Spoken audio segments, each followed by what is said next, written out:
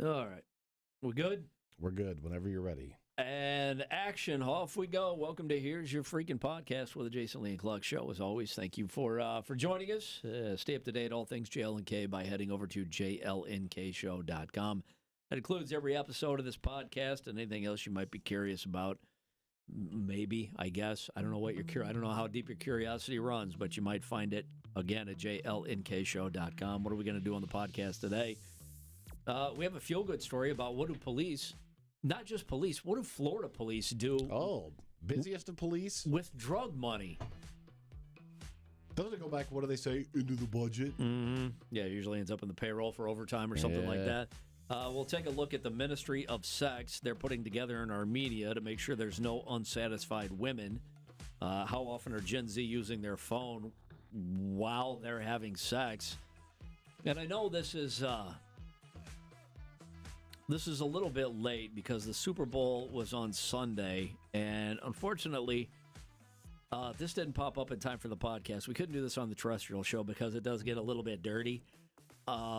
So I guess we'll maybe just have to revisit this for Super Bowl Sunday next year. All right. And you know what's nice about this is if the Super Bowl falls on Valentine's Day next year, so if you want to turn your Super Bowl wagering into sexy time, we've got a sexy game to play for the Super Bowl. So we probably put that in the description of this podcast. We're like, hey, this is the Super Bowl sexy fucking game that you wanted last year. Remember this. And we'll talk about how long, the saddest part of the podcast today, how long does, sex is a great stress reliever, but how long does it actually relieve stress for?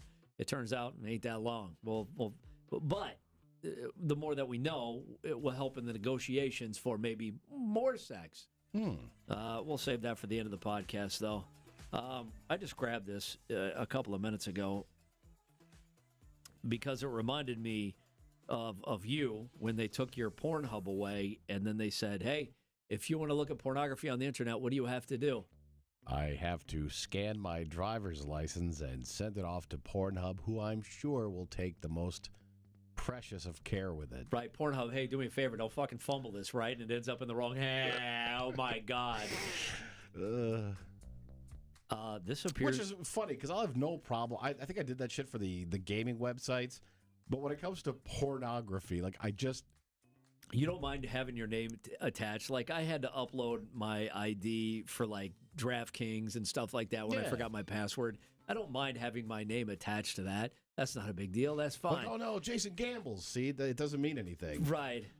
Oh, no, Jason pornos. See, that's a different thing. Yeah, all of a sudden your face and your ID is stacked up next. It's like Warren Cluck. It's cuckold in a hotel. You're like, no, I accidentally clicked on it. Well, I mean, and I wouldn't be embarrassing if, like, my betting history or bets that I've made came out. You know, you take up some risks. Your porno history? But Get out. No. Well, it's starting to look like that might be the direction that a lot of websites are now headed. Discord just announced they're rolling out an age verification for all users worldwide beginning in March. Every account will be switched to the teen-appropriate experience by default, which limits access, right, to age-restricted stuff and channels. It filters, sensitive content, restricts who can message you. To unlock full access for Discord beginning in March, you will need to verify your age by using either facial scan, which is good because we look old as fuck. It'd be like, yeah, that dude's totally over 18. But how many things does your phone unlock with a facial scan? Well, it's age verification, so I think they look at your facial scan and go, does he look like it? They're going to look at us and go, oh, yeah, those dudes are definitely over 18. Unlock the filth. Or if they can't tell from your facial recognition. Is there porno on Discord? There's what a dumb question. There's porno and everything. Well, I've got Discord, but I'm not really good at using it, so if there's nudity on there, I haven't sniffed it out yet. If the facial scan does not work, you will have to submit a government ID. Discord says video selfies never leave a user's device, they say. Submitted IDs are, okay, guy, deleted right after confirmation. Sure they are. Mm-hmm. The move follows a similar rollout already in the UK and Australia last year. Hey, remember when Google had to pay a bunch of money just recently because they said that Siri isn't recording you, and then it turns out, oh, shit. Man, private browsing isn't so private. Yeah, found that out? Yeah. We're being lied to at every pass. This comes amid growing pressure on tech companies to improve child safety online. Why does it sound like improving child safety just takes away everyone's everything? Let everybody know about everything. I know. You're not going to tell them about me, right? Nah, man, you're good. We delete it right after we confirm it. The worst is when you log on to Pornhub and you haven't done that. And you want to see if you can slip up by the goalie, but it's the woman in the American flag, and she sits there, and she's about to give you a speech about, like perhaps you'd like to upload your ID, or even better read yet, the Bible. No, Maybe you'd like to read the Bible. No, she suggests that you should email your local congressperson. Like that's almost as bad as putting my ID to Pornhub, because then I'm admitting I go, but I'm not gonna give them my ID. But instead I'm like, dear representative, who I don't really know who you are. There's fighting the power, and then there's fighting the power. Yeah. And I'm not fighting the power. So whenever I see that brunette woman pop up, I'm always like, salute you, lady. No pornography for me today. I wonder if she knows how many disappointed, horny guys see her every day.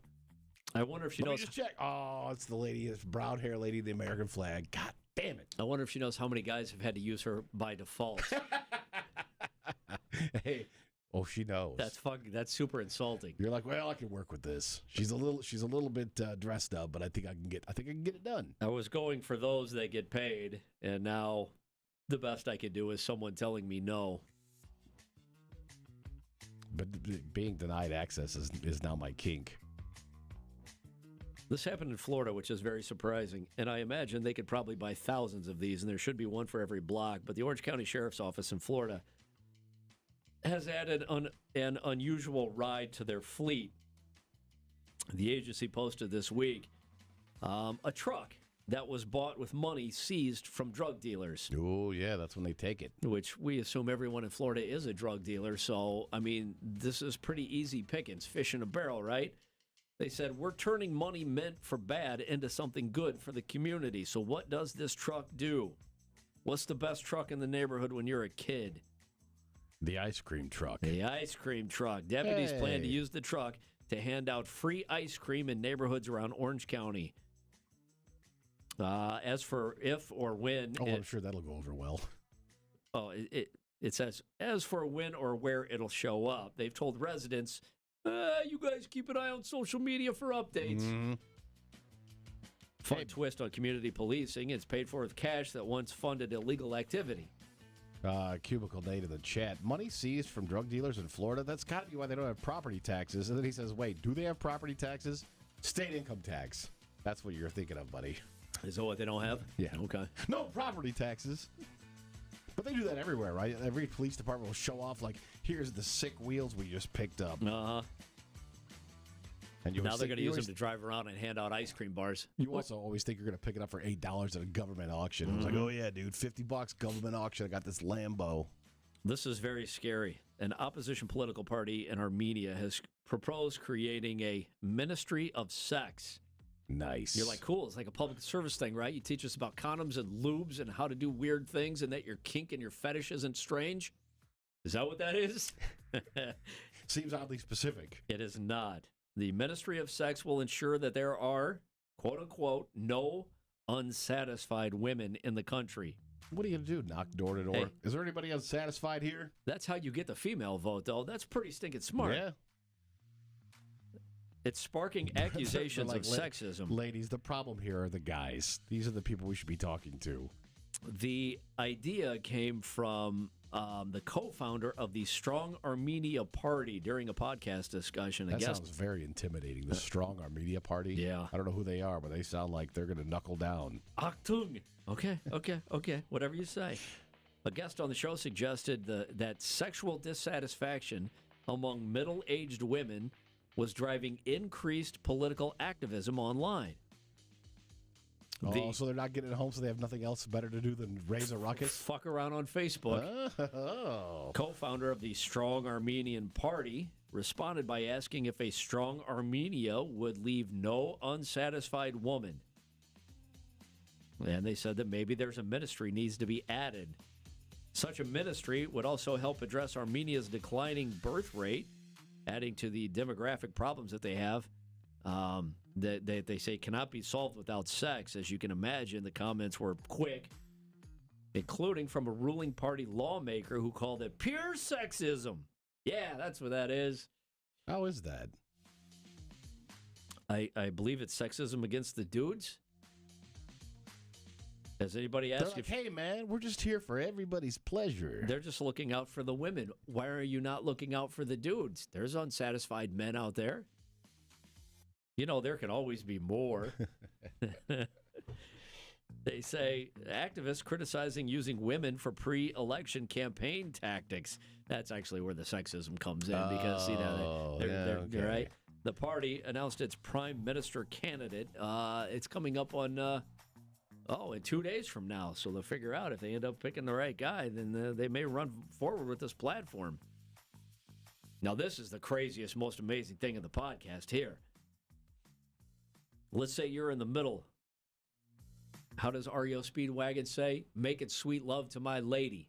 And you reach over and grab your phone. What happens?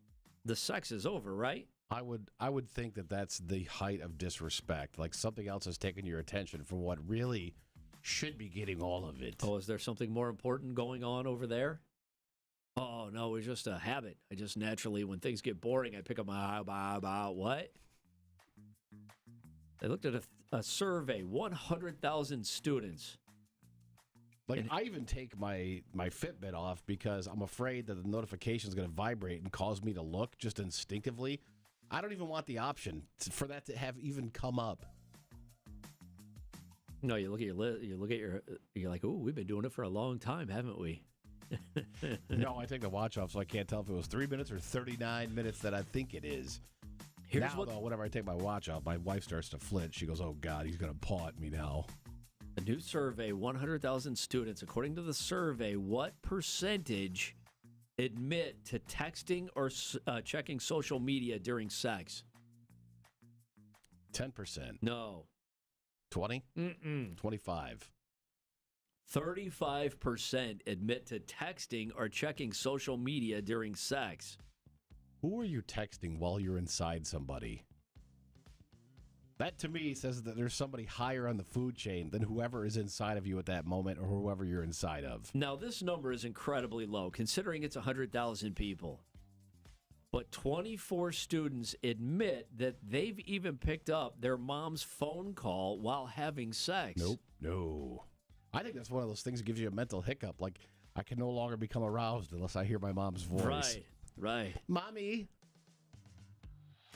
Percentage of Gen Z that have had sex when their roommate is in the room. Unfortunately for Gen Z, I think a lot of times this roommate might include mom or dad. I would say it's probably higher than we think. 23%. That's almost 1 out of 4. I didn't do much dorm time when I was a kid, but you would hear. Percentage that didn't care that their roommate was awake. Hot. How high? It's only 8. I thought it'd be a little bit higher. Yeah. I guess this is my thing now. I knew he was awake and I didn't even care.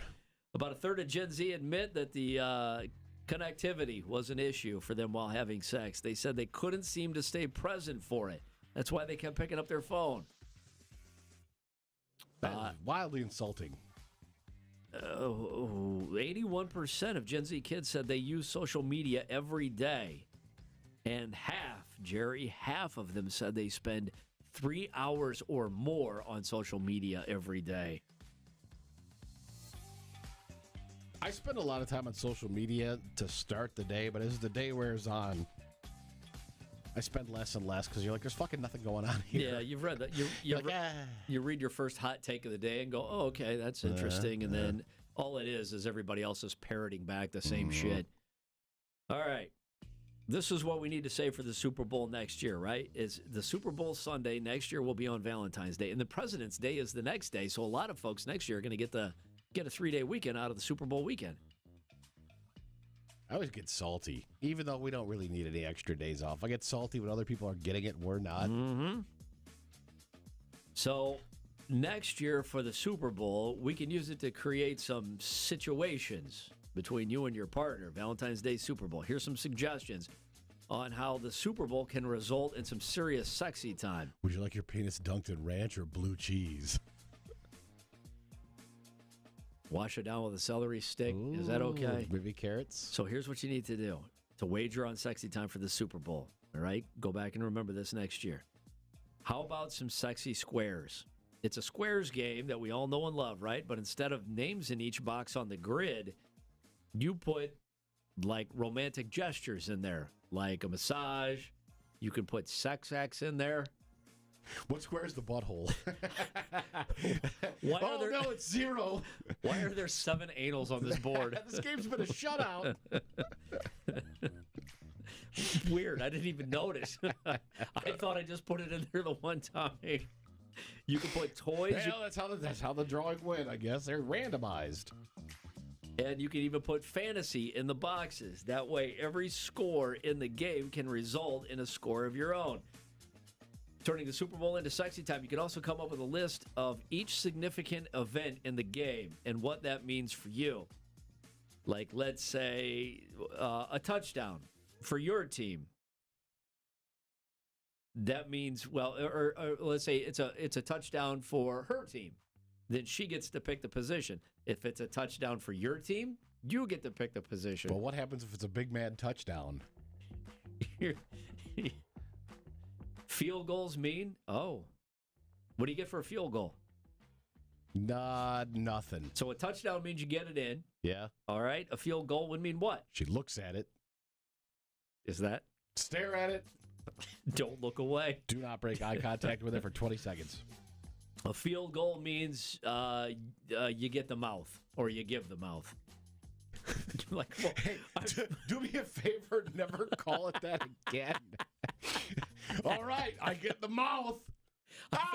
The mouth. I thought I've got to give the mouth. Giving the mouth is way funnier. You know, if things go well, I'll give you the mouth later. Valentine's Day's coming up. Maybe I'll suggest a little mouth. A turnover of... Whoa. All right. Okay, so a turnover is much more rare, so obviously the prize has got to be a little bigger. What do you get for a turnover? You turn over.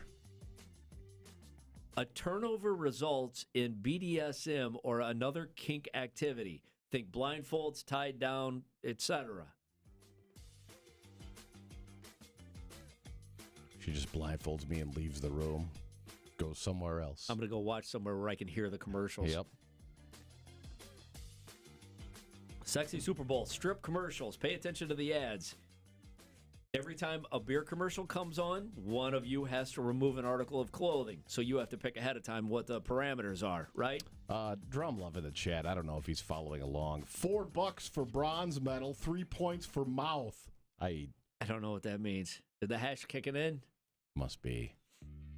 So, like, you can go into it and say, all right, like, you would have cleaned house this year. You would have got to sit there almost fully clothed while your partner was totally naked and exposed to the world. If you're like, every time an AI commercial comes on, you got to take something off. Every time a commercial for a social media company comes on, you have to take something off. Bet if you took the Seahawks and you were doing mouth for a field goal, that was mouth. That was five mouths. Right.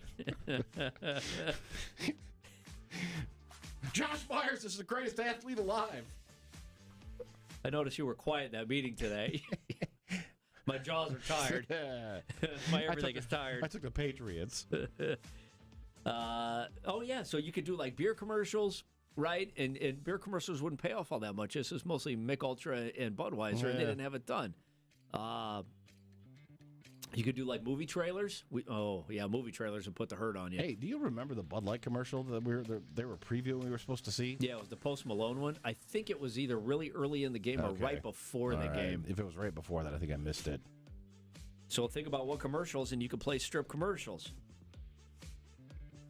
So have a little fun spicing up your Super Bowl experience next year. Mouth. You're talking like that guy on Fat Albert. The next morning, you're like, Bushwhacker Flabby Louie. Like Bill Cosby at the dentist. Fuck is wrong with him? You're just at work like this the next day. All right, here, we'll end on this because this is kind of a bummer. How long does sex relieve the stress for? Are you talking like It's like, like in between your ears, or are you talking the actual like release of dopamine or acetylene or oxytocin? well, like whatever Warren it is? does a lot around the office. Is he'll walk up behind a young lady and start rubbing her shoulders and say, "Oh, you seem tight. You No. seem tense. You seem stressed. You know what you could use? You could use a good dick down." You seem tight. Ooh, the shoulders are holding it all. Yeah. He says, "I've got a great stress reliever for you." Yeah. I don't even. No. So don't how do long that. does it relieve stress for? Now, see, this is bad news, good news, because the bad news is it's not for very long, but the good news is you could use this to negotiate. I'm going to say 6 hours. 1 day.